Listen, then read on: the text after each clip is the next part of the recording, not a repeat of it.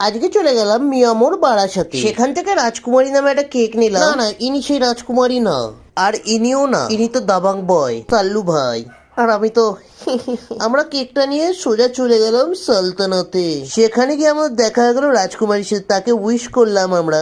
আমাকে কিন্তু আগে করে স্যালাড দিতে হবে, স্যালাডই খাবো আগে।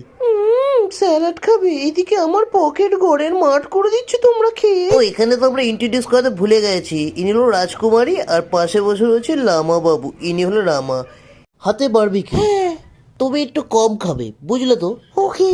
আর সাথে সাথে এদিকে দেবে আমার হাতে, ঠিক আছে? এটা কি রাজকুমারী তো দেখছি ছেলে, আমার তো সার্ভ করতে কেমন কেমন লজ্জা লাগছে। এ বাবা, ছেলেটার কি অবস্থা! লাইফে বোধহয় বিড়িটা একটু কমই খেয়েছিল, ফার্স্ট বারের অ্যাটেমে মিস করে যাওয়ার সেকেন্ড বারের অ্যাটেমে সাকসেসফুল হয়েছে। যাক, অনেক চেষ্টার পরে ছেলেটা সাকসেসফুল হয়ে হ্যাপি বার্থডে পুপু। মনে হচ্ছে কেক খাওয়া দ্বারা মনে হচ্ছে ওকে আলু খাওয়াতে যাচ্ছে, আর এদিকে বচপন কা প্যার। ও না, তুমি একটু খাও। ও, আর একটু গালে লাগিয়ে দিলাম তোমার, আরে আমি তো এখনো আছি গো সোনা, এনাও তুমি একটু খাও। আর না, আরো অনেক কিছু আছে, কিন্তু এর পরের ব্লগে তোমাদেরকে দেখাবো সালতানাত।